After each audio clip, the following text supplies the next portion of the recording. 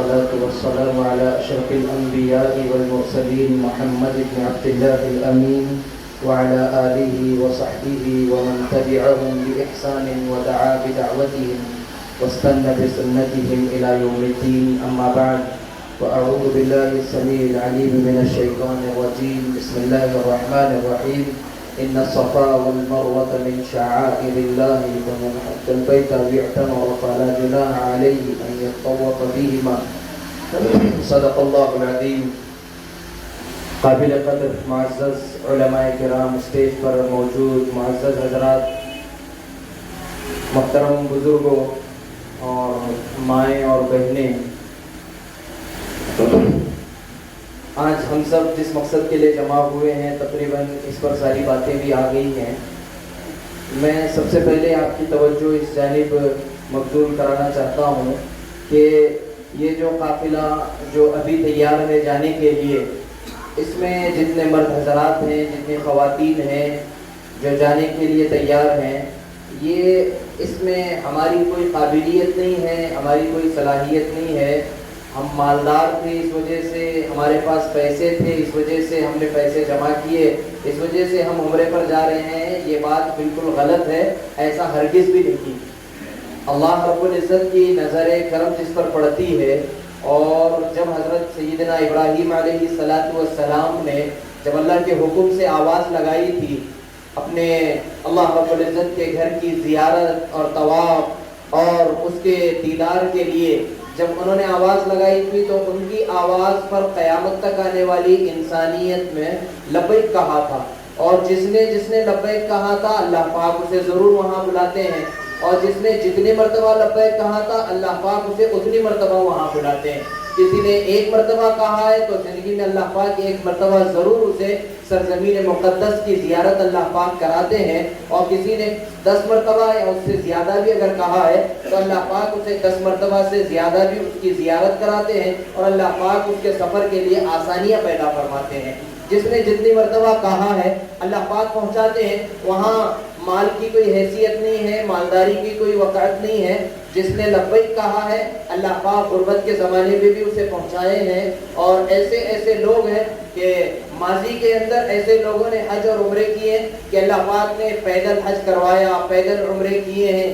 کھانے پینے کی دقتیں تھی، کئی مہینے کئی سال کا سفر کر کے. اور زمانے میں سواری کا ایسا انتظام نہیں تھا کہ آپ یہاں املی سے رات میں سوار ہوتے ہیں، صبح بمبئی پہنچ جاتے ہیں، اور پھر وہاں سے فلائٹ میں بیٹھتے ہیں تو پھر جدہ پہنچ جاتے ہیں. دیکھتے ہی دیکھتے گھنٹوں کے اندر آپ کا سفر مکمل ہو جاتا ہے. لیکن وہ زمانہ جو تھا اس سواریوں کا ایسا انتظام نہیں تھا.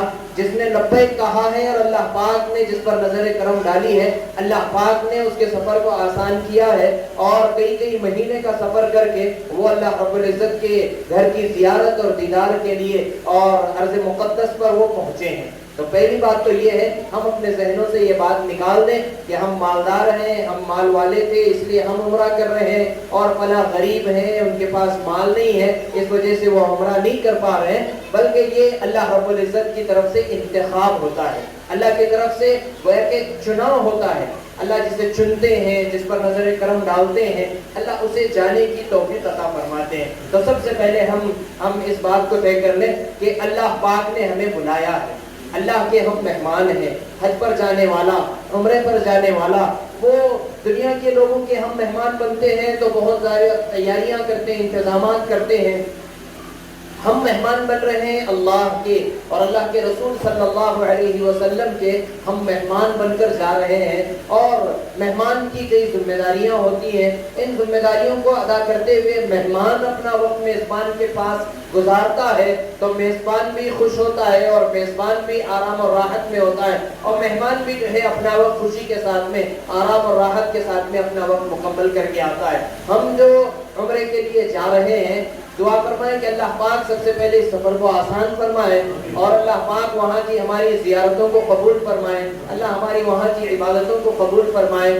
جس عافیت کے ساتھ میں، جس جوش اور جذبے کے ساتھ میں اللہ پاک نے ہمیں توفیق دی ہے کہ ہم جانے کی تیاری کر رہے ہیں، یہ بھی دعا کریں کہ اللہ پاک عافیت کے ساتھ میں، چین سکون کے ساتھ میں اللہ پاک وطن کو واپس لوٹنا بھی نصیب فرمائے۔ جس سرزمین پر اللہ پاک نے ہمیں بلایا ہے اور جس سرزمین پر ہم اپنے قدم رکھ رہے ہیں، ہماری کوئی حیثیت نہیں ہے۔ ہم اللہ پاک نے جس حال میں ہمیں پیدا کیا ہے، ہم اللہ کی نگاہ میں اور اللہ کے رسول صلی اللہ علیہ وسلم کی نگاہ میں ہماری کوئی حیثیت نہیں ہے، ہمارا کوئی مقام اور مرتبہ نہیں ہے۔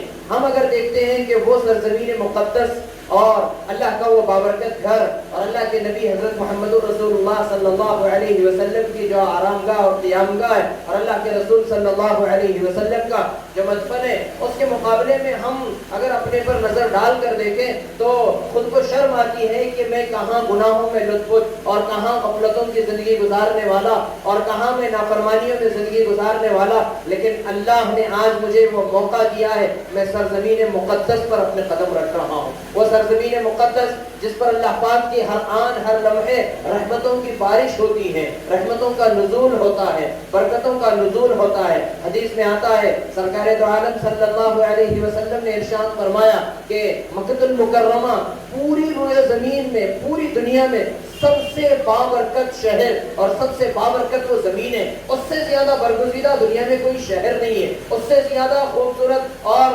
پسندیدہ زمین کوئی نہیں ہے۔ پورے روئے زمین پر اللہ نے جب دنیا کو بسانے کا ارادہ کیا ہے تو اللہ نے اس کی شروعات وہاں سے بیت اللہ سے کی ہے۔ ایک پانی کا بلبلہ اٹھا اور پھر وہ جتنا پھیلتا چلا گیا، اللہ پاک نے اتنے حصے پر زمین کو بسایا ہے۔ اس کی جو شروعات ہوئی ہے آج مکہ المکرمہ کے اندر بیت اللہ، اللہ کا گھر جس جگہ پر بسا ہوا ہے وہ جگہ ہے جہاں سے اللہ پاک نے اس دنیا کی زمین کو وجود دینا شروع کیا تھا۔ وہ بابرکت زمین ہے اور ہر آن ہر لمحے حدیث میں آتا ہے 120 رحمتوں کا نزول ہوتا رہتا ہے کعبۃ اللہ پر اور مکہ المکرمہ پر، جس کے اندر سے 60 رحمتیں متوجہ ہوتی ہیں ان لوگوں کی طرف جو طواف کر رہے ہوتے ہیں، جو اللہ کے گھر کے گرد چکر لگا رہے ہوتے ہیں۔ 120 رحمتیں ہر لمحہ اتر رہی ہیں، اس میں سے 60 رحمتیں ان لوگوں پر نازل ہو رہی ہیں، ان کی طرف متوجہ ہیں جو اللہ کے بندے اور بندیاں جو اللہ کے گھر کا طواف کر رہی ہیں، اور پھر 40 رحمتیں جو ہیں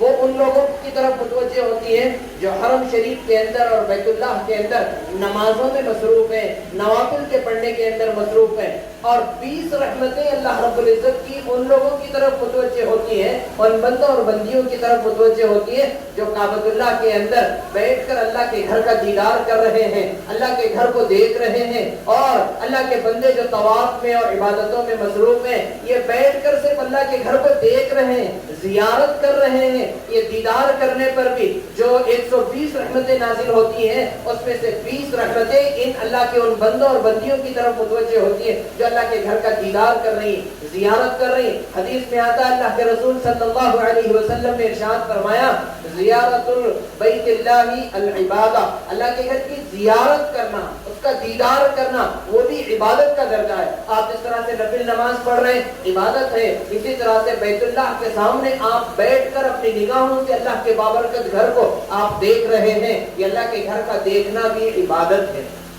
حضرت ابراہیم علیہ السلام نے جب بیت اللہ کی تعمیر کی تو کئی دعائیں حضرت ابراہیم علیہ السلام نے اللہ رب العزت کی بارگاہ میں کی تھی۔ ان دعاؤں کے اندر ایک یہ بھی تھا رب اجعل ھذا البلد آمنا، اے اللہ اس شہر بابرکت کو تو امن کا گہوارہ بنا دے، یہاں جو آئیں جو تیرے بندے جو تیری بندیاں دنیا کے چپے چپے سے اور دنیا کے کونے کونے سے تیرے بندے کھینچے ہوئے چلے آتے ہیں یہاں پر، ان کے لیے اس شہر کو امن کا شہر بنا دے، امن کا گہوارہ بنا دے۔ اور یقیناً اللہ نے اس شہر کو امن کا گہوارہ بنا دیا ہے، وہاں انسان بھی محفوظ ہے، وہاں جانور بھی محفوظ ہے۔ حرم کے حدود میں جب آپ داخل ہو جاتے ہیں تو وہاں حرام جانور کو مارنا تو درکنار، کسی حلال جانور کو مارنا تو درکنار، کسی حرام جانور کو مارنا بھی وہاں گناہ ہے، وہاں جرم ہے۔ حدود حرم کے اندر کسی درخت کو توڑنا، کسی پتے کو توڑنا اسے بھی جرم قرار دیا گیا ہے۔ وہاں گویا کہ انسان بھی امن میں ہے، جانور بھی امن میں ہے، پیڑ پودے نباتات بھی امن میں ہے, وہاں کے پہاڑ اور پتھر اور وہاں کا پانی ہر چیز امن میں ہے. اللہ رب العزت نے ان کی دعا کو ایسے قبول کیا. اب جب وہاں قدم رکھیں گے آپ محسوس کریں گے کہ دل کو ایک عجیب قسم کی مٹھاس محسوس ہوگی اور دل میں ایک عجیب قسم کی اطمینان کی کیفیت آپ کو محسوس ہوگی. آپ تصور کی دنیا میں ذرا چلے جائیں, میں آپ کو تھوڑا سا تصور کی دنیا میں لے جاتا ہوں. آپ دیکھیں کہ آپ جب پیدا ہوئے اور آپ کو جب پتا چلا کہ نماز میرے اوپر فرض ہے, اور جب آپ نے اپنی زندگی کی پہلی نماز پڑھی تو آپ کو بتانے والے نے, استاد نے, آپ کی ماں نے, آپ کے باپ نے بتایا کہ نماز کا طریقہ یہ ہے, اور اپنے ہاتھ کانوں تک اٹھائیں اور نماز کے لیے قبلہ رخ ہونا ضروری ہے. کسی نے 20 سال قبلے کی طرف رخ کر کے نماز پڑھی, کسی نے 50 سال پڑھی, کسی نے 60 اور 70 سال پڑھی. اب اس 50 60 70 سال کے اندر اللہ اگر یہ موقع دکھا رہا ہے کہ میں نے 40 سال تک قبلے کی طرف کعبۃ اللہ کی طرف رخ کر کے نماز پڑھا ہے, اور آج اللہ نے یہ موقع دیا ہے کہ اس بیت اللہ کو میں اپنی آنکھوں سے دیکھ رہا ہوں, میں اپنی نگاہوں سے اس بیت اللہ کو دیکھ رہی ہوں, وہ کتنی خوش نصیبی کا موقع ہوگا اور کتنا جو ہے وہ فرحت اور انبساط اور خوشی کا موقع ہوگا. زندگی ہم نے گزاری ہے اس کعبۃ اللہ کی طرف رخ کر کے نماز پڑھتے پڑھتے, اور آج اللہ نے یہ دن دکھایا کہ کعبۃ اللہ کو میں اپنے نگاہوں کے سامنے, ایسے اللہ والے گزرے جنہوں نے زندگی بھر کعبۃ اللہ کی اشتیاق میں, شوق میں اور محبت میں نماز پڑھتے رہے, اور جب اللہ پاک نے وہاں پہنچایا ہے اور محبت بھری نگاہ جب کعبۃ اللہ پر ڈالی ہے, اپنی نگاہیں بند نہ کر پائے, ان کی روح پرواز کر گئی. وہ محبت, وہ جذبے, وہ شوق, اسے لے کر جانا ہے یہاں سے. یہ جذبوں کے ساتھ میں جانے کا سفر ہے, یہ تمناؤں اور آرزوں کے ساتھ میں جانے کا سفر ہے. اللہ لے جا رہے ہیں اور سرزمین مقدس پر اللہ پاک ہمیں پہنچا رہے ہیں. یہ جوش, جذبے, ولولے کا سفر ہے. آپ ہرگز یہ نہ سوچیں آپ وہاں جا کر آرام میں رہیں گے, ہوٹل میں رہیں گے, اے سی میں رہیں گے, کھانے اچھا ملے گا. حاجی صاحب نے کہا کہ پانچ قسم کی ڈشیں وہاں آپ کو دی جا رہی تھی. آپ یہ سوچ کر نہ جائیے, آپ یہ سوچ کر جائیے کہ ایک جذبہ لے کر میں جا رہا ہوں, ایک تمنا لے کر میں جا رہی ہوں کہ جس کعبۃ اللہ کی طرف میں نے زندگی بھر رخ کر کے نماز میں نے پڑھی ہے, آج میں اس کعبۃ اللہ کو اپنی نگاہوں سے دیکھنے کے لیے جا رہی ہوں. عبادتوں کا ذوق اور شوق لے کر جائیے, تمناؤں کے ساتھ میں جائیے. جتنا وقت میسر ہو میں اتنا وقت کعبۃ اللہ میں, حدود حرم میں, اور اللہ رب العزت کی رحمتوں کے سائے میں, اور اللہ رب العزت کا جو بیت اللہ گھر ہے اس گھر کے سائے میں اپنا وقت گزاروں گا یا گزاروں گی. اس تمناؤں کو لے کر جائیں. آرام تو آپ یہاں بھی کرتے ہیں,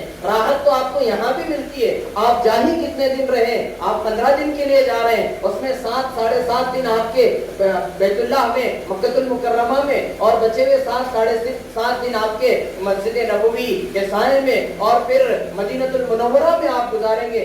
7 دن کی تکلیف کو آپ برداشت کیجئے, کھانے پینے کا آگے پیچھے ہو جائے تو آپ برداشت کر لیجئے.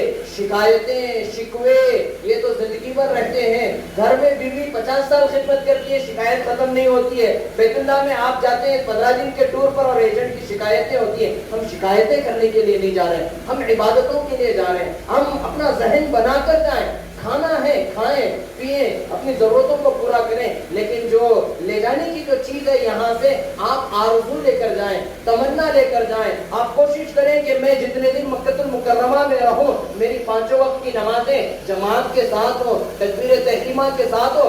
وہ سرزمین ہے اور وہ حدود حرم ہے اور وہ بیت اللہ ہے جہاں کی ایک نماز کا ثواب 1,00,000 نمازوں کا اجر ثواب رکھتی ہے. آپ ظہر کی نماز آپ اپنے گھر میں اپنی مسجد میں پڑھیں وہ ثواب نہیں, لیکن ایک ظہر کی نماز اللہ پاک آپ کو بیت اللہ میں, مکہ المکرمہ میں, اللہ پاک حدود حرم میں اگر آپ کو پڑھنے کی توفیق دے دے, وہ آپ کی ایک نماز 1,00,000 نمازوں کا اجر ثواب رکھتی ہے. آپ 7 دن کے لیے ہیں, آپ 5 وقت کی نمازیں اگر بیت اللہ میں پڑھیں گے تو زندگی بھر جتنی آپ نے نیکیاں کی ہوں گی اس سے کہیں زیادہ نیکیاں آپ 7 دن میں لے کر آئیں.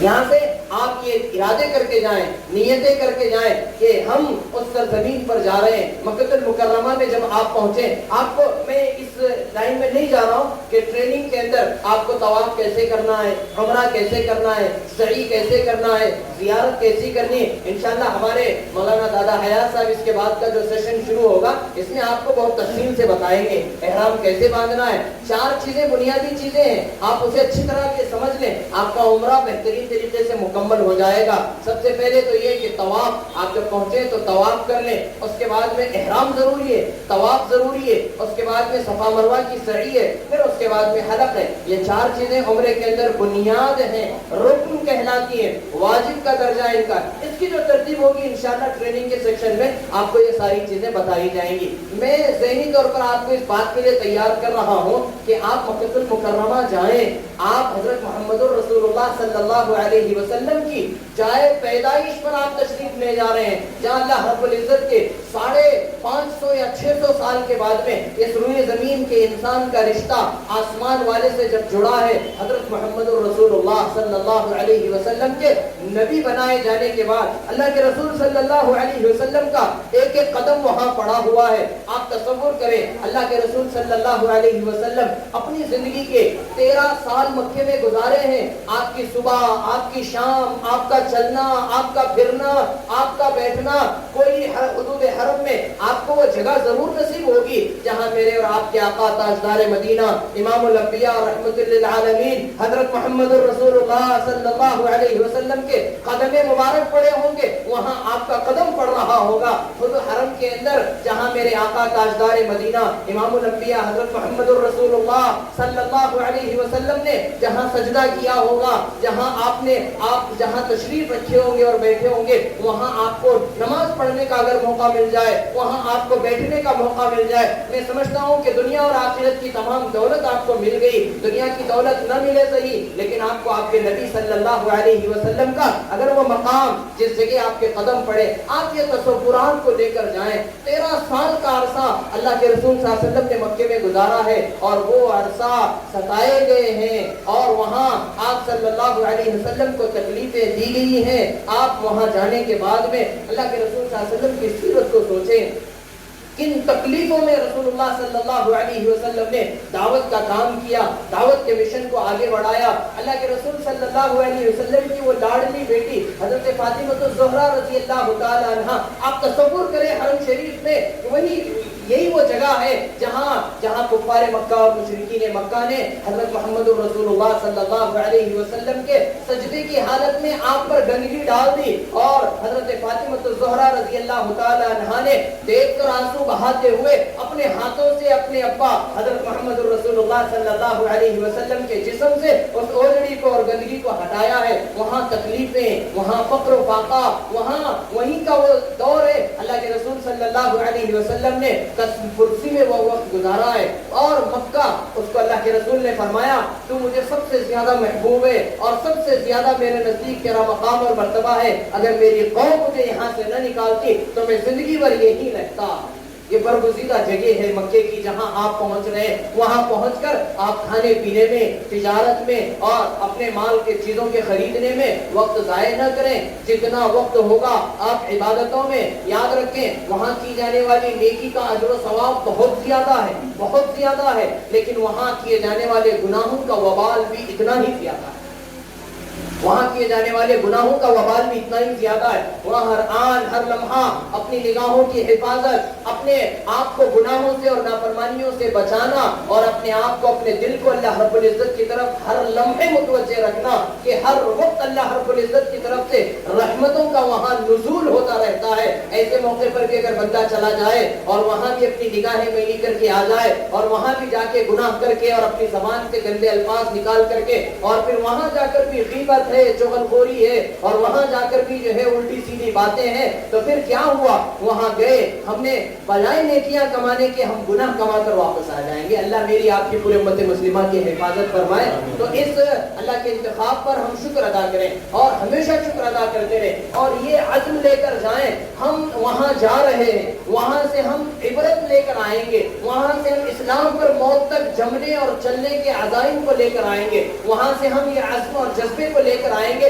ہم عبادت پر جمیں گے, اللہ کے احکامات پر چلیں گے, دین پر جمیں گے, شریعت پر عمل کریں گے, حرام سے ہم اپنے آپ کو زندگی پر بچائیں گے. کیوں؟ اس لیے کہ جو عمرہ کرتا ہے, جو حج کرتا ہے, اللہ پاک اس بندے یا بندی کو ایسے پاک اور صاف فرما کر بھیجتے ہیں جیسے بچہ اپنی ماں کے پیٹ سے پیدا ہوتا ہے. رجع کیوم ولدت امہ, جس دن ماں نے بچے کو جنا ہے, وہ بچہ جس طرح سے پاک اور صاف, ایک بھی گناہ اس کے ذمہ نہیں ہوتا ہے, پاک اور صاف وہ بچہ جس طرح پیدا ہوتا ہے, حج اور عمرہ کر کے آنے والا یا حج اور عمرہ کر کے آنے والی ہماری ماں اور بہن, وہ عمرے کے بعد میں ایسے ہی پاک ہو جاتے ہیں, ان کے سارے گناہوں کو اللہ معاف کر دیتے ہیں, ان کی ساری خطاؤں کو اللہ پاک معاف کر دیتے ہیں. اب ہماری ذمہ داری ہے کہ آنے کے بعد میں اس پر جمے رہیں, اس پر باقی رہیں, اس پر ثابت قدم رہیں. اللہ سارے گناہوں سے پاک کر کے وہاں دعائیں قبول ہوتی ہیں. علماء نے لکھا ہے کہ کعبۃ اللہ کے اندر وہاں سرزمین مقدس میں 15 مقامات ایسے ہیں جہاں دعائیں قبول ہوتی ہیں. طواف کے دوران میں دعائیں قبول ہوتی ہیں. بیت اللہ کے اوپر جب پہلی نگاہ پڑے تو آپ پلک جھپکے بغیر, اپنی نگاہوں کو نیچی کرے بغیر, پہلی نظر میں جتنی دعائیں آپ مانگیں گی اللہ ہر دعا کو قبول کرے. علماء نے لکھا ہے اللہ ہر دعا کو قبول کرے. جیسے مفتی صاحب نے کہا, آپ وہاں کیا مانگے؟ آپ وہاں اپنے آپ کو مستجاب الدعوات بنانے کی دعا کریں, اللہ میری زندگی بھر کی تمام دعاؤں کو تو قبول کر لے, یہ دعا کریں. علماء نے سکھایا ربنا آتنا فی الدنیا حسنہ وفی الآخرۃ حسنۃ وقنا عذاب النار, دنیا اور آخرت کی تمام بھلائیاں وہاں مانگے, اپنی زندگی کے لیے مانگے. نگاہ پڑے کعبۃ اللہ پر تو نگاہ نیچے کیے بغیر جتنی دعائیں آپ مانگیں گی اللہ کے ذات سے کبھی امید ہے. رسول اللہ صلی اللہ علیہ وسلم کا ارشاد گرامی ہے اللہ ہر دعا کو قبول کرتے, اللہ ہر دعا کو قبول کرتے. غربت کے لیے دعا کریں, افلاس کے لیے دعا کریں, امت مسلمہ کے لیے دعا کریں, اپنے لیے دعا کریں, حسن خاتمہ کے لیے دعا کریں, اپنے اولاد کے مسائل کے لیے دعا کریں. پوری امت مسلمہ پر جس قسم کے حالات ہیں ان حالات کی بہتری کے لیے دعا کریں, اللہ دعا کو قبول کرتے ہیں. آپ ادھر سے جب بیت اللہ کے حدود حرم میں اور حرم شریف کے حد میں جب داخل ہو رہے ہوں گے تو بعض اس وقت میں جو نئے دروازے اور نئے جو گیٹ بنے ہوئے وہ اس طور پر بنا ہوا ہے نیا گیٹ کہ ابھی آپ جو ہے حرم کے صحن میں چل رہے ہوتے ہیں, آپ کی نگاہیں بیت اللہ کے اوپر پڑ رہی ہوتی ہیں. پچھلے 2-4 سال سے اس دروازے کا وہ کام چل رہا تھا لیکن الحمدللہ اب مکمل ہو گیا ہے اور اسے زائرین کے لیے کھول دیا گیا ہے. اس کا نام ہی جو ہے وہ باب العمرہ ہے. بالکل اجیاب سے جب آپ نیچے آتے ہیں اور مسجد نبوی, مسجد حرام کے صحن میں آپ جب داخل ہو جاتے ہیں, جیسے ہی آپ صحن میں چلنا شروع کر دیتے ہیں, آپ ادھر اپنے دائیں طرف جیسے نگاہ ڈالتے ہیں تو اس پورے دروازے سے آپ کو بیت اللہ پورا کا پورا آپ کی نگاہوں کے سامنے ہوگا. آپ اپنی نگاہیں نیچی رکھ کر چلتے رہیں. جب باب العمرہ کے بالکل سامنے یا آپ کے معلم آپ کو جہاں لے جائیں, نیچے اتار کر سیڑھیوں سے وہاں جا کر دعا کے لیے رکائیں, اس وقت تک آپ اپنی نگاہوں کو نیچی رکھیں اور نیچے رکھ کر چلتے رہے. اور جب آپ کو رکایا جائے دعا کے لیے تو آپ اپنی نگاہوں کو اوپر کر لیں اور آپ دیکھیں گے وہ جلال, وہ عظمت والا اللہ کا بیت اللہ کا گھر بیت اللہ آپ کی نگاہوں کے سامنے ہوگا. اس پر آپ نگاہ ڈالیں گے. بسا اوقات تو یہ ہوتا ہے کہ نگاہ جب پڑتی ہے تو نگاہیں چکمگا جاتی ہیں, آنکھیں خود بخود عظمت سے نیچے ہو جاتی ہیں, عظمت سے نیچے ہو جاتی ہیں. جس محبت کو لے کر آپ دل میں جائیں گے, جس عظمت کے ساتھ میں آپ اپنے دل کو لے کر جائیں گے, خود بخود جب بیت اللہ پر نگاہ پڑے گی اس کے جلال, اس کی عظمت کو دیکھ کر خود بخود نگاہیں نیچی ہو جاتی ہیں. آپ دعائیں کریں, اللہ وہاں دعا کو قبول کرتے ہیں. طواف کرتے ہوئے دعائیں قبول ہوتی ہیں. حجر اسود اور رکن یمانی کے درمیان دعائیں قبول ہوتی ہیں. وہاں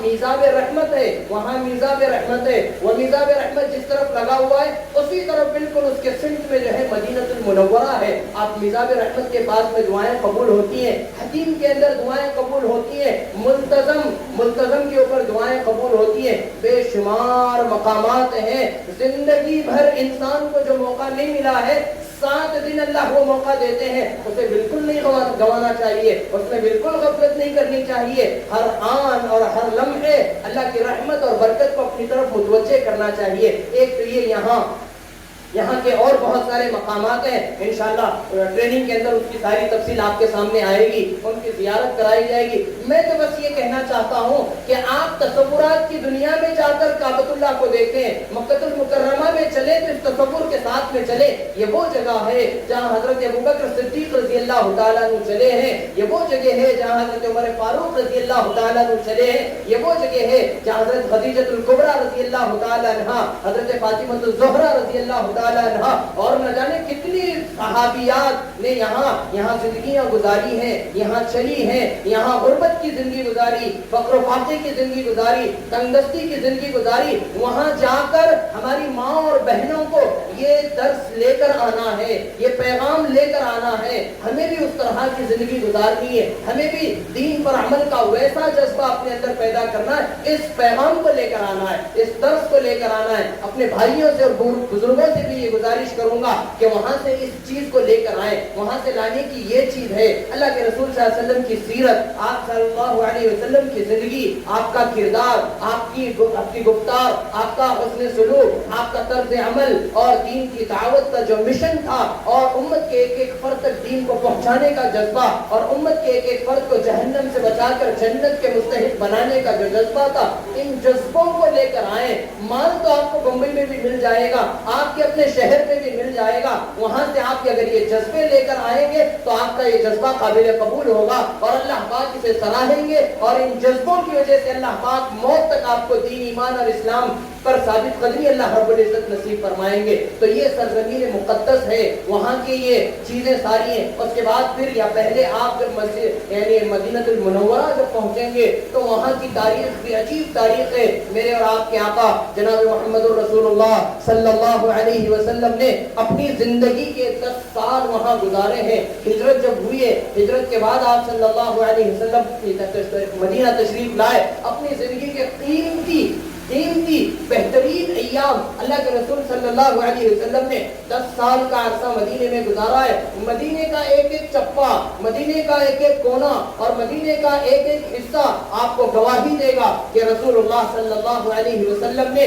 یہاں کیا کچھ کیا ہے دین کی محنت کے لیے، لوگوں میں دین کو زندہ کرنے کے لیے۔ اور پھر وہاں ایک ایک چیز اپنے اندر ایک تاریخ رکھتی ہے، مدینے کا ایک ایک تنکا اپنے اندر تاریخ رکھتا ہے، مدینے کا ایک ایک کنکر اپنے اندر تاریخ رکھتا ہے، مدینے کی ایک ایک جگہ اپنے اندر تاریخ رکھتی ہے۔ اللہ کے رسول صلی اللہ علیہ وسلم کے قدم مبارک وہاں پڑے، اللہ کے رسول صلی اللہ علیہ وسلم نے زندگی کا حصہ وہاں گزارا۔ اللہ کے رسول صلی اللہ علیہ وسلم کے پاس میں جو قافلے آتے تھے، آج مسجد نبوی کا جو صحن ہے اور مسجد نبوی جتنے حصے کے اندر پھیلی ہوئی ہے، اس زمانے میں پورا مدینہ اس کے اندر بسا ہوا تھا۔ آپ اندازہ کریں، تصورات کی دنیا میں آپ وہاں جا کر کھوج آئیں اور دیکھیں کہ جس مسجد نبوی کے صحن میں آپ نماز پڑھ رہے ہیں، جس مسجد نبوی کے صحن کے اندر آپ بیٹھ کر اللہ اللہ کر رہے ہیں، اس زمانے کا جو مدینہ تھا، اس زمانے کا جو شہر تھا، یہ مسجد نبوی کا جو صحن ہے، یہ پورے صحن کے اندر پورا مدینہ بسا ہوا تھا۔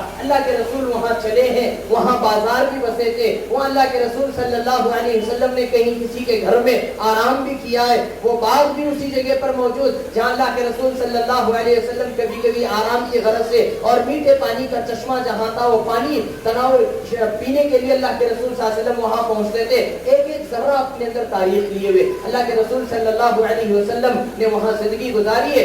آپ جب مسجد نبوی پہنچے تو اس سے پہلے آپ نہا دھو کر صاف ستھرے کپڑے پہن لیں، ادب اور احترام کے ساتھ میں جتنا ہو سکے ادب کے ساتھ میں، ادب کا تقاضا ہے کہ اس احترام کے ساتھ میں آپ دعاؤں کے ساتھ میں اپنا دہنا قدم مسجد کے صحن میں رکھ کر مسجد میں پہلے داہنے قدم سے مسجد کے اندر دعا پڑھ کے درود و سلام پیشتے ہوئے آپ مسجد میں داخل ہو جائیں، تحیت المسجد 2 رکعت نفل نماز پڑھیں۔ پھر اس کے بعد میں آپ کے جو معلم ہیں، آپ کے ساتھ میں جو ذمہ دار ہیں، وہ جس ترتیب سے آپ کو لے کر چلیں گے مدینے کے اندر، اس ترتیب پر آپ وہاں چلتے رہیں۔ درود و سلام کا موقع اور پھر ریاض الجنہ کے اندر نماز پڑھنے کا موقع ہے۔ یہ ریاض الجنہ کیا ہے؟ یہ اللہ کے رسول صلی اللہ علیہ وسلم نے فرمایا میرا گھر اور میرے ممبر کے درمیان میں ایک جگہ ہے جو جنت کی کیاریوں میں سے ایک کیاری، جنت کا وہ ٹکڑا ہے۔ علماء لکھتے ہیں کہ جسے اللہ پاک جنت میں ایک ایک مرتبہ داخل فرماتے ہیں, واپس اللہ پاک بندے کو جنت سے نہیں نکالتے, جہنم سے نکال کر جنت میں داخل کریں گے, لیکن جنت میں ڈالنے کے بعد واپس جنت سے باہر نہیں نکالیں گے. علماء نے کہا عمرے پر جانے والے, حج کو جانے والے کوشش کریں کہ ریاض الجنہ میں وہ پہنچیں اور 2 رکعت نماز وہاں ادا کریں. وہ جنت کا حصہ ہے. قیامت کے وقت میں اللہ پاک اس حصے کو اٹھا لیں گے, یہ واپس پھر جنت میں چلا جائے گا. تو وہاں اگر آپ کو پہنچنا نصیب ہو جائے تو آپ جنت کے گویا کے حصے میں پہنچ جائیں. اللہ کی ذات عالی سے کبھی امید, اللہ ریاض الجنہ جسے نصیب فرمائے, کل قیامت کے دن اللہ پاک اس بندے یا بندی کو جنت بھی نصیب فرمائے. تو یہ وہاں سے لینے کی چیزیں, اس کے لیے کوشش کرنے کی چیزیں. وہاں نمازوں کے بعد انتظار کرنا پڑتا ہے.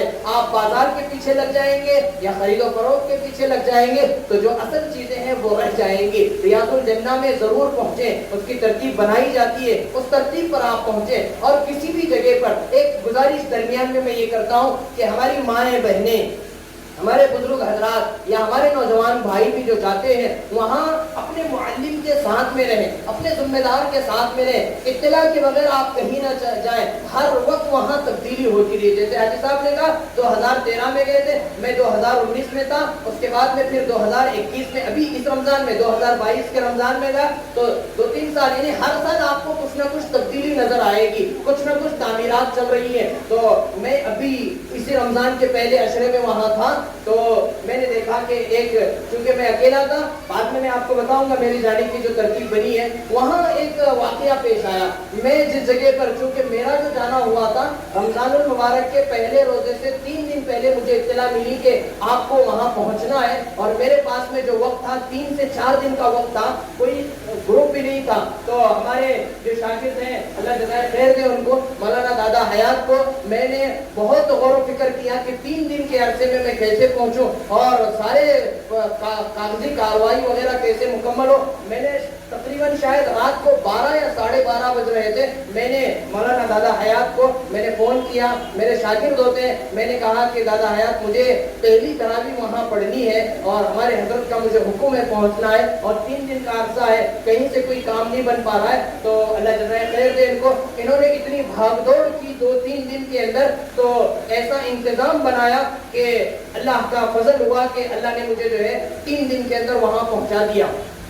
جب میں وہاں پہنچا ہوں, میرے رہنے کا سارا انہوں نے انتظام کیا تھا, چونکہ میرے ساتھ میں گروپ نہیں تھا, میں اکیلا پہنچا تھا. انہوں نے میرے لیے ساری ترتیب لگائی. ہم وقت فون کے اوپر یہ اویلیبل تھے, رات کو 2 بجے فون کروں تب بھی یہ حاضر, رات کو 3 بجے فون کروں تب بھی یہ حاضر. میرے مکہ المکرمہ پہنچنے تک پورے طور پر یہ ایسے ایکٹیو تھے کہ مکمل طور پر یہ حاضر, کسی وقت میں فون کروں تو حاضر. تو جب میں وہاں پہنچا تو میرا رکنے کا ایک جگہ انہوں نے انتظام کیا تھا, ایک روم کا انتظام کیا تھا. وہاں ہمارے یہاں سے ہندوستان سے ایک اور گروپ پہنچا ہوا تھا, اس کے اندر مختلف جگہ کے لوگ تھے, اس کے اندر بنگلور سے بھی لوگ تھے, اس میں پونا سے بھی لوگ تھے. یہ بات میں اس لیے عرض کر رہا ہوں, وہاں جانے کے بعد میں اس طرح کے حالات پیش آتے ہیں. ایک بزرگ تھے, ان کی عمر تقریباً 65 سال کی عمر ہوگی, اور ان کی اہلیہ, ان کی بیوی بھی ساتھ میں تھی, ان کی عمر تقریباً 60-58 سال ان کی عمر تھی. یہ 2 لوگ تھے. اب وہ جو ذمہ دار تھے, انہوں نے لے جا کر انہیں ہوٹل میں پہنچا دیا اور پہلا عمرہ ان کا انہوں نے کرا دیا. اب یہ آئے تھے پورے مہینے کے لیے, پورا رمضان المبارک کا مہینہ مکے میں اور مدینے میں رہنے کی غرض سے یہ جوڑا آیا ہوا تھا. تو ایک مرتبہ انہوں نے ان کو دکھا دیا اور نماز پہ جانے کی ترتیب بتا دی. اس کے بعد میں یہ اپنے کام میں مصروف ہو گئے, اپنے کاموں میں ساری چیزیں, اب خود جاؤ خود آؤ. تو اس کا نتیجہ یہ ہوا کہ رمضان المبارک کے اندر آج کل بھی شاید تقریباً اتنی زیادہ بھیڑ ہے, بہت زیادہ بھیڑ ہے. 2 سال کا عرصہ جو وہاں زیارت جو بن رہی ہے, اس کی وجہ سے پوری دنیا کے کونے کونے سے لوگ وہاں پہنچ رہے ہیں. بہت زیادہ اس وقت میں بھیڑ ہے, حرم شریف میں بھی, حرم مکی میں بھی, حرم مدنی میں بھی بہت زیادہ بھیڑ ہے. تو ان کا حال یہ ہوا کہ ایک نماز کے لیے وہ چاچا جو تھے بنگلور کے تھے, وہ نماز کے لیے گئے, اور پھر ان کی آپس کے اندر جوڑی ٹوٹ گئی, اور یہ عورتوں کی طرف نماز پڑھنے کے لیے یہ عورت جو تھی وہ چلی گئی اور یہ جو چاچا تھے یہ نماز پڑھنے کے لیے چلے گئے. اس کے بعد میں کئی گھنٹے کے انتظار کرتے رہے. افطار کا وقت ہو گیا لیکن دونوں کی آپس میں ملاقات نہیں ہو پا رہی ہے. حال یہ ہوا کہ ادھر ان کے کھانے کا انتظام, یہ شوگر کے دونوں جو ہے مریض بھی ہیں, تو یہ جو ہے جیسے تیسے پوچھتے کرتے ہوئے اپنے ہوٹل کے روم پر آئے. ہم وہاں موجود تھے, ہم 2-4 لوگ نوجوان لوگ تھے. وہ آ کر کہنے لگی کہ ایسا کا معاملہ پیش آ گیا ہے. اس کے بعد میں ہر نماز میں, حالانکہ حرم شریف کے اندر بھاگ دوڑ کرنا اور پورے چکر لگا کر دیکھنا انتہائی مشکل کام ہے, اور رمضان المبارک کے اندر تو بے انتہا مشکل کام ہے, لیکن پھر بھی 4-5 لوگ تھے, کوشش کی کہ ہم تلاش کریں گے. 3 دن کا عرصہ لگا ہے وہ چچا کو ان کی جگہ سے تلاش کرنے کے لیے. انہیں بھیڑ میں سمجھ میں نہیں آ رہا ہے کہاں باہر نکلو, زبان کا مسئلہ ہے, اور بھیڑ کے اندر وہ ڈر رہے ہیں کہ میں کہیں دب نہ جاؤں. نمازوں کے وقت میں جو بھیڑ ہو جاتی ہے رمضان المبارک میں, حج کے موقع پر جیسی بھیڑ ہوتی ہے اس سے کہیں زیادہ بھیڑ رمضان المبارک میں ہو جاتی ہے. تو اس لیے میں یہ کہہ رہا ہوں کہ آپ جب بھی باہر نکلے اپنے ذمہ دار کو اطلاع کریں, ان کے علم میں بات لا کر آپ پہنچیں, یا پھر یہ کہ وہ جو نظام بنائے, ترتیب بنائے, اسی ترتیب کو آپ فالو کرتے رہیں. آپ چلے جائیں گے, مجھے پتا ہے, مجھے راستہ یاد ہو گیا ہے, میں آ جاؤں گا. آپ ایک دروازے سے گئے ہیں, نماز پڑھ کے اسی دروازے سے 81 نمبر آپ یاد رکھے ہیں, لیکن کبھی کبھی ایسی تبدیلی ہو جاتی ہے کہ فرض نماز ہو گئی, 81 دروازے سے آپ نکلنا چاہتے ہیں, دروازہ لاک ہو گیا ہے, آپ نہیں اتر سکتے یہاں سے. وہاں کا انتظام ہے, وہاں اللہ جزائے خیر سے انتظام کرنے والوں کو اتنا عالی شان اور بہترین وہ انتظام کرتے ہیں. ہمارے حاجی حضرات اللہ جزائے خیر, اللہ ان کو سمجھ عطا فرمائے, وہاں جا کر بھی جو شرطا کے لوگ ہوتے ہیں انہیں گالیاں بھی دیتے ہیں, انہیں الٹا سیدھا بھی کہتے ہیں کہ یہ کر دیا وہ کر دیا, لیکن لاکھوں کی تعداد میں لوگ پہنچتے ہیں, انہیں انتظام کرنا ہوتا ہے, ہمیں بھی ان کے معاون بننا پڑتا ہے, ساتھ دینا پڑتا ہے. تو آپ اپنے معلم کے ساتھ میں, اپنے ذمہ دار کے جتنا آپ تابع رہیں گے اتنا زیادہ آپ عبادت بھی اچھے انداز میں کر پائیں گے, عمرے بھی آپ اتنے اچھے انداز میں کر پائیں گے. مدینے کے اندر, مدینے میں اتنی زیادہ دقت نہیں ہوتی ہے, میں مکے کی بات کر رہا ہوں. تو 3 دن لگے وہ چاچا کو تلاش کرنے کے لیے. وہ جو ہے اوپر ایک جہاں نماز ہوتی ہے وہاں ایک کونے کے اندر وہ بیٹھے ہوئے تھے. افطار اور سحری کے اندر جو عرب حضرات پہنچتے ہیں, کوئی ان کو کھجور وغیرہ دے رہا ہے, اسی پر یہ روزہ کر رہے ہیں, جبکہ یہ شوگر کے مریض تھے. تو اس لیے وہاں بہت احتیاط اپنے معلم کے ساتھ میں. بہت کامیاب گروپ وہ ہوتا ہے جس کا معلم یا ذمہ دار جو ہے پورے گروپ کو لے کر جتنی مرتبہ چاہے اتنی مرتبہ عمرے کرائے, جتنی مرتبہ چاہے طواف کرائے, اور جتنی چاہے نمازوں میں وہ ساتھ میں لے کر جائے, وہ گروپ بہت کامیاب ہوتا ہے. تو اللہ جزائے خیر نے ہمارے مولانا دادا حیات صاحب کو, ان کے کئی جو گروپ گئے ہیں, ان کے گروپ کے حضرات نے جو کارگزاری سنائی وہ یہی ہے کہ یہ چاق و چوبند ہے, یہ متحرک ہے, یہ بہت زیادہ فعال ہے, یہ اتنا بھاگ دوڑ کرتے ہیں. اب جو حضرات نئے حضرات جن کے ساتھ میں جا رہے ہیں, یہ جا کر دیکھیں, یہ بندہ اتنا بھاگتا ہے, اتنا دوڑتا ہے, اتنا جو ہے اپنے کاموں کے لیے جو ہے کوشش کرتا رہتا ہے, 1 سیکنڈ میں یہاں 1 سیکنڈ میں وہاں ہے. یہ آپ جائیں گے تو آپ کو پتا چلے گا. ماشاءاللہ اللہ نے صلاحیت دی ہے, لوگوں سے بات کرنے کا ایک طریقہ ہے, اور پھر وہاں بھی انہوں نے جو ہے اپنے بہت سارے دوست وغیرہ ان کے وہاں موجود ہیں. جانے کے بعد میں سارے انتظامات کرتے ہیں, گروپ کے لیے جو ہے وہ مدد کرتے ہیں, کھانے کے نظم کے تعلق سے ہو. یہ ایک کہنے کی بات تو نہیں ہے, لیکن میں آپ حضرات کو بتاتا ہوں کہ یہ جو مولوی صاحب ہیں, یہ کبھی کبھار جو ہے یہ نہیں دیکھتے ہیں کہ مجھے جو گروپ میں جتنا پیسہ ملا ہے, ایک حاجی نے جو مجھے رقم دی ہے, اس سے بڑھ کر بھی اگر کسی ضرورت پڑتی ہے تو ہر حاجی کے اوپر 2-5 ہزار روپے کا خود ذاتی طور پر خرچہ کر دیتے ہیں. بتاتے بھی نہیں ہیں کہ اس میں پورا نہیں ہوا تھا, میں نے اپنے طور پر لگایا ہے. کھلانے پلانے میں, ہر چیز میں, آرام اور راحت میں بے انتہا یہ کوشش کرتے ہیں. اللہ ان کو جزائے خیر دے. جیسے ہمارے مولانا مفتی عبد الرحمن صاحب نے کہا کہ حاجی صاحب کی دعاؤں کی برکت ہے, ان کے والد محترم رحمۃ اللہ علیہ, اللہ ان کو غریب رحمت کرے, اللہ انہیں جنت الفردوس میں اعلیٰ علیین میں جگہ نصیب فرمائے.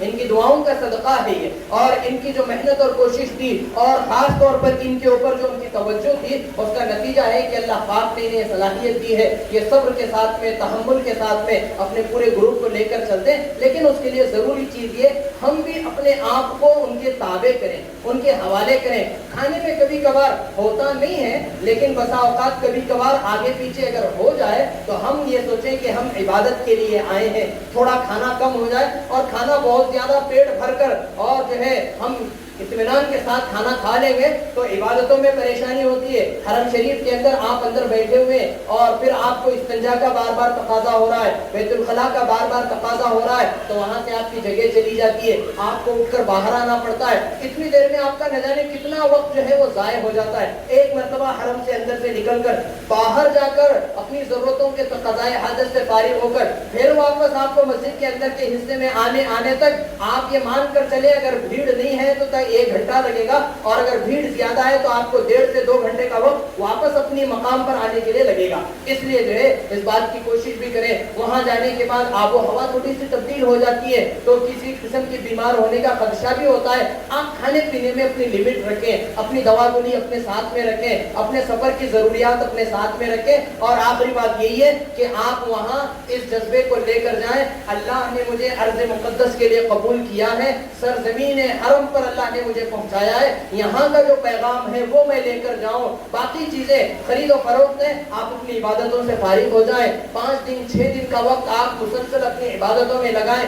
آخری دن آپ کا ہے تو پھر اپنی عشاء کی نماز وغیرہ سے فارغ ہو کر اپنے ذمہ دار وغیرہ سے بات کر کے آپ خرید و فروخت کا کام بھی کر لیں. منع نہیں ہے خرید و فروخت کرنا, لیکن یہ کہ پہلے دن سے ہی آپ خرید و فروخت کے پیچھے لگ جائیں. ہماری مائیں اور بہنیں جاتی ہیں اور وہاں ان کا سب سے زیادہ وقت جو ہے وہ بازاروں میں, مارکیٹوں میں اور ہوٹل سے جو ہے وہ مسجد کو جاتے ہوئے راستے میں جتنی دکانیں لگی ہوئی ہیں, لینا ہو یا نہ ہو ہماری بہن ضرور اس دکان کو ٹچ ہوگی, ضرور اپنا 5 منٹ کا وقت جو ہے وہ دکان پر لگائے گی. وہ فلاں اڑنی ہے, فلاں برقع ہے, فلاں وہ ہے, فلاں تسبیح ہے. آپ عبادت کے لیے گئے, آپ عبادت کریں. آخری دن جو ہے آپ یہ ساری چیزیں کریں, منع نہیں ہے. وہاں کے متبرکات جو ہیں وہ آپ لے کر آئیں, وہ ساری کوشش کریں. لیکن پہلا وقت جو ہے آپ عبادت کو مسجد نبوی اور مدینہ المنورہ کے اندر بھی آپ کوشش کریں. آپ کی 40 نمازیں وہاں تکبیر تحریمہ کے ساتھ میں جماعت کے ساتھ میں آپ کی نمازیں ہو جائیں. وہاں 40 نمازیں پڑھنے کا ثواب یہ کہ اللہ پاک جو ہے جہنم سے آزادی کا پروانہ عطا فرما دیتے ہیں. اللہ پاک جہنم سے برات کا سرٹیفکیٹ اللہ رب العزت عطا فرما دیں. ہم وہاں جا کر بھی غفلت کرنے لگ جائیں اور اذان ہو رہی ہے, اذان کے ٹائمنگ جو ہے وہ بہت ڈفرنٹ ہے, بہت ڈفرنٹ ہے. کم آپ کو وقت بہت ملتا ہے. فجر کے بعد میں آپ آ جائیں, روم پر آرام کریں. زیادہ سے زیادہ ظہر کا وقت تقریباً 12:15 12:20 کو جو ہے اذان ہو ہی جاتی ہے, اور 12:30 10-15 منٹ کے بعد میں نماز ہے. عصر بھی جو ہے 3:30 پونے 4 بجے جو ہے عصر کی نماز ہو جاتی ہے. اس کے بعد میں پھر ذرا مغرب تک لمبا وقت ہوتا ہے. عشاء بھی بہت جلدی ہو جاتی ہے. تو اس لیے جو ہے ان اوقات کا بھی آپ خیال رکھیں. ایسا نہیں کہ ہم ہمارے حساب سے چل رہے ہیں اور وہاں ظہر کی اذان ہو گئی. آپ کو اپنے ہوٹل سے مسجد تک جا کر نماز میں شریک ہونے کے لیے آپ کو 1 گھنٹے کا درمیان میں وقفہ رکھ کر چلنا پڑے گا. 1 گھنٹے کا وقفہ. 12 بجے 12:15 بجے کی نماز ہے, آپ 10:30 11 بجے جو ہے فارغ ہو کر آپ مسجد کو چلیں گے. 10-15 منٹ کا فاصلہ, پھر مسجد میں جا کر آپ جو ہے اطمینان سے بیٹھیں گے. پھر اس کے بعد نماز کی تیاریاں شروع ہو جائیں گی. تو اس کے لیے جو ہے ان ساری چیزوں کو اپنے ذہن میں رکھ کر چلیں اور اپنے معلم اور اپنے ذمہ دار کا تعاون کریں. ان سے لڑائی جھگڑا, شکوے شکایتیں, اور پھر یہ کہ بعض موقع پر تو جو ہے گاڑی میں جو زیارات مقدسہ کی جو زیارات کے لیے لے کر جاتے ہیں, وہاں گاڑی میں وہ بس میں سیٹ پر بیٹھنے کے لیے تکرار کرتے ہیں. بتاؤ اس جگہ پر بھی جا کر ہم ویسی چیزیں کر رہے ہیں تو پھر ہم وہاں سے کیا لے کر آئیں گے؟ جو جگہ ملے, جو مناسب جگہ ملے ہم بیٹھیں. وہاں پھر مدینے میں آپ جائیں گے تو وہاں جنت البقیع ہے, اور پھر بقیع کا قبرستان ہے, اور پھر وہاں جو ہے احد ہے, غزوہ خندق ہے, جتنی سیرت کی چیزیں آپ نے سنی ہوں گی ساری چیزیں آپ کو وہاں ملیں گے, اور ساری چیزوں کی جو ہے یہ زیارت آپ کو کراتے. لیکن جیسے حاجی صاحب نے کہا کہ آپ کے مولانا نے آپ کو کہا ہے کہ اس جگہ پر ہمیں 10 منٹ کا وقت دینا ہے, آپ 10 منٹ کا وقت دے کر پہنچیں گے,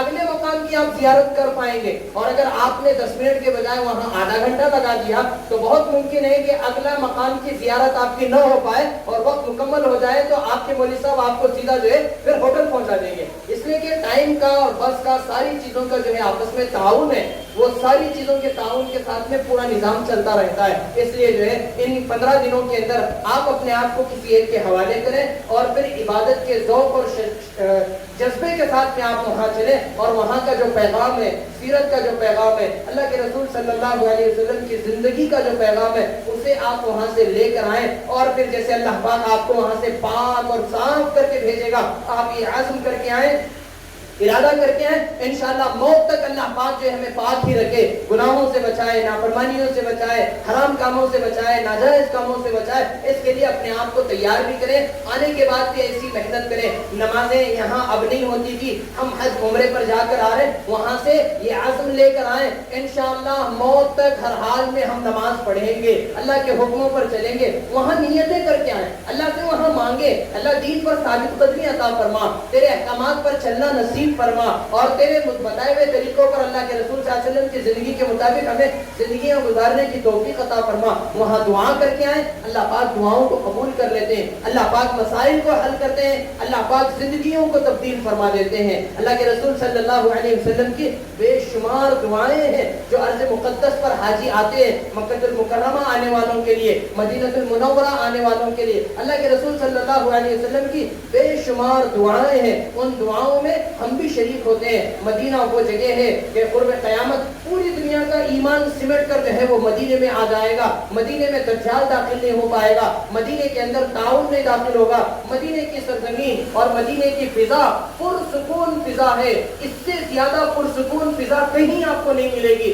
اتنا سکون، لوگ اتنی محبت والے، اتنے پیار والے، اتنے خلوص والے مدینے کے لوگ آپ کو نظر آئیں گے۔ اور پھر یہ کہ وہاں جب آپ نکل رہے ہوں گے، آخری بات میں کہہ رہا ہوں، جب آپ کا سفر آخری سفر اگر مدینے سے آپ کی واپسی ہوگی تو جس جذبے کے ساتھ میں آپ نے مدینے میں وقت گزارا رہا ہے، اور آپ جب آخری سلام پیش کر کے مدینے کی مسجد نبوی کے صحن سے آپ واپس باہر نکل رہے ہوں گے یا نکل رہی ہوں گی اپنی ہوٹل کے لیے، آپ کے قدم نہیں اٹھیں گے، بے ساختہ آپ کی آنکھوں سے آنسو جاری ہو جائیں گے، آپ کی نگاہیں گنبد خضرا سے نہیں ہٹ پائیں گی۔ آپ چاہ رہے ہوں گے کہ میں آگے چلوں، میرے سفر کا وقت ہو رہا ہے، آپ کے قدم آگے نہیں اٹھ رہے ہیں۔ وہ نبی کی محبت ہے، وہ نبی کا تعلق ہے، وہ اللہ کے رسول صلی اللہ علیہ وسلم کی محبت جو دل میں رچی اور بسی ہوئی ہے، اس محبت کا تقاضا یہی ہے کہ آخری مرتبہ جب ہم مسجد نبوی میں ہوں گے، ہمارے قدم نہیں اٹھ رہے ہوں گے ہوٹل کی طرف جانے کے لیے، ہماری نگاہیں گنبد خضرا سے نہیں ہٹ رہی ہوں گی،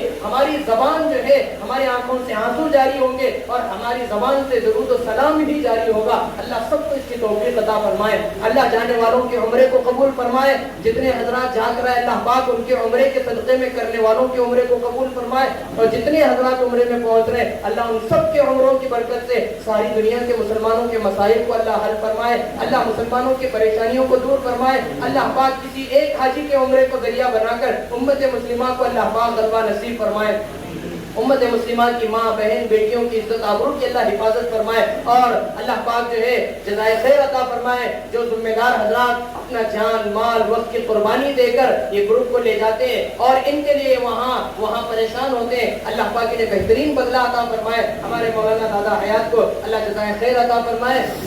میں ذاتی طور پر جانتا ہوں کہ جن حالات میں گیا تھا اور جس کم قلیل وقت کے اندر مجھے جانا تھا، یہ ایک شخص تھا جس نے میری مدد کی ہے، اور 3 دن کے عرصے میں میرا ویزا، میرا ٹکٹ، میرا روم کا سارا انتظام کر کے اس بندے نے مجھے وہاں پہنچا دیا تھا۔ اللہ ان سے خدمت لے رہا ہے، آپ حضرات بھی ان کے لیے دعا فرمائیں، اللہ پاک جو ہے تعدم حیات ان سے یہ خدمت لیتا رہے، اور اللہ پاک اس کا بہترین بہترین بدلہ اور اجر جو ہے اللہ پاک ان کو، ان کے اہل خانہ کو، ان کے بھائیوں کو، ان کی والدہ کو اور ان کے تمام اہل خانہ کو اللہ پاک اس کا بہترین بدلہ عطا فرمائے، اللہ جزائے خیر عطا فرمائے۔ میں بس انہی چند گزارشات کے ساتھ میں اپنی بات کو ختم کرتا ہوں۔ وما علینا الا البلاغ۔ اگر ہمارے بزرگ حضرات اور ہماری ماں اور بہنوں کے شان میں اگر کوئی ایسی بات جو انہیں تکلیف پہنچائی ہے میری باتوں سے، تو میں ان سے معافی بھی چاہتا ہوں، کیونکہ یہ باتیں کہنا بھی ضروری تھا، اور یہ باتیں جب ہم کہتے ہیں آپ سنتے ہیں تبھی جا کر ان چیزوں پر عمل بھی ہوتا ہے، اور وہاں احتیاط بھی اسی کے ذریعے سے ہوتی ہے۔ اللہ ہم سب کو عمل کی توفیق عطا فرمائے۔